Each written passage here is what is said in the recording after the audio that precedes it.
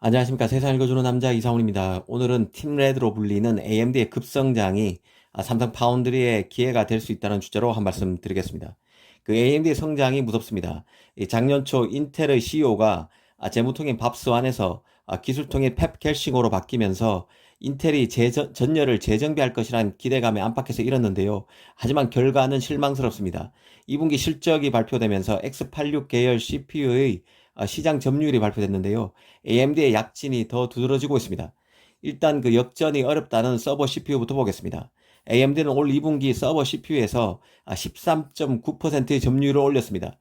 거의 한 14%를 찍은 것이죠. 1년 전에는 9.5%에 불과했는데 4%포인트 넘게 점유율이 올랐습니다. 노트북 CPU에서는 AMD가 24.8%, 데스크톱 CPU에서는 20.5%를 각각 찍었습니다. 그 결과 전체 X86 CPU 점유율에서 인텔은 68.6%, AMD는 31.4%를 기록했습니다. 이 사실상 7대3 구도입니다. 딱 1년 전만 해도 X86 전체 CPU에서 인텔과 AMD는 근 8대2 구도였는데요. AMD가 근 10%포인트를 끌어올렸다고 볼 수 있습니다. 점유율 격차가 크게 좁혀진 것입니다. 이번 점유율은 X86 내에서의 점유율입니다. 인텔이 터줏대감 노릇을 하는 시장이지만 AMD에게 거센 추격을 받고 있음이 다시 한번 드러난 셈입니다. X86에서도 이렇게 수세적으로 밀리고 있는 인텔로서는 ARM 계열 CPU의 도전까지 염두에 두면 더 갑갑한 처지로 내몰리고 있다는 평가를 피하기 어렵게 됐습니다.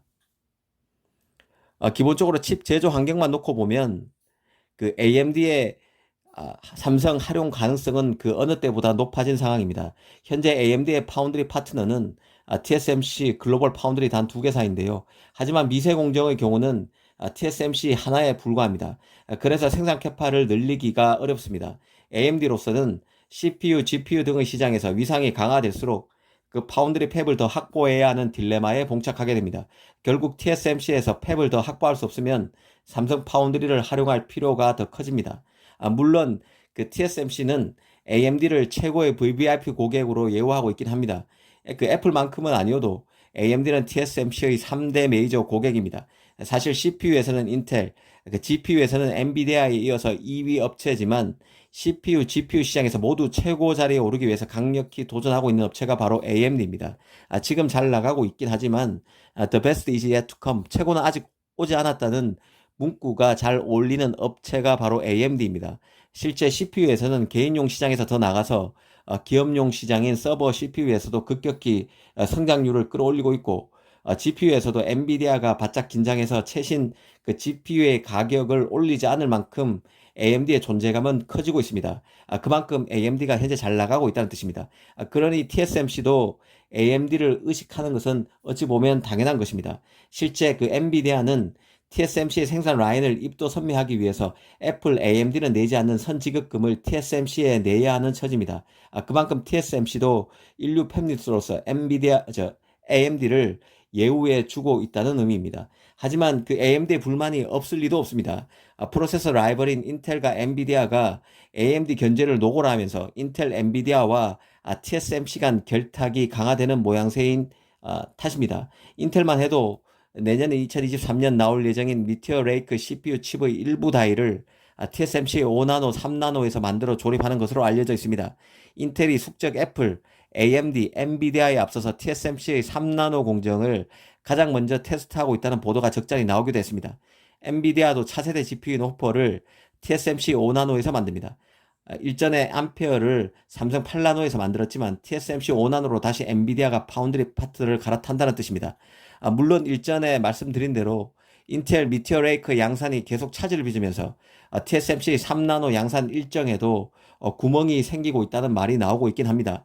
사태 진행 여부에 따라서는 인텔과 TSMC 간 미러에 이상 신호가 나타날 가능성도 있다는 뜻입니다. 이런 점을 두루 감안할 때 AMD가 여전히 TSMC에서 생산 캐파를 전량 확보할 가능성이 여전히 있다고 보는 것도 무리가 아닐 것입니다.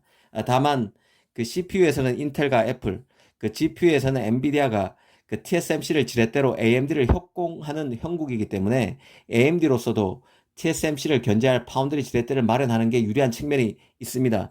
더구나 TSMC는 최근 칩 제조 가격을 최대 20% 가까이 올리면서 애플과 AMD를 차별한 것으로 알려져 있습니다. 애플은 고작 2, 3%만 올리고 AMD의 할인율은 별반 깎아주지 않은 것으로 알려지면서 AMD가 마음이 좀 상했을 가능성이 있는 것이죠. TSMC의 행태를 보면 그간 자신의 세 번째 메이저 고객이던 AMD를 홀대한다는 느낌을 지울 수 없습니다. AMD로서는 삼성을 그 대안으로 생각할 수밖에 없는 입장입니다. 이런 전제를 깔고 다시 한번 AMD의 삼성 파운드리 활용 가능성을 한번 따져보겠습니다. 일단 AMD는 삼성의 중저가 GPU 그리고 CPU와 GPU를 합친 제품인 APU부터 맡길 가능성이 높다는 생각입니다. 만약 AMD가 CPU를 삼성에 먼저 맡긴다면 크롬북용 프로세서가 될 가능성이 높습니다. JP 모건도 이런 관측을 한 적이 있죠. AMD로서는 이런 제품부터 삼성에 맡김으로써 신규 파운드리를 선택하는 것에 대한 리스크를 낮추면서 듀얼 파운드리 전략의 유효성을 타진해 갈 것으로 보입니다. 오늘은 AMD와 삼성 파운드리 활용 가능성에 대해서 한번 따져봤습니다.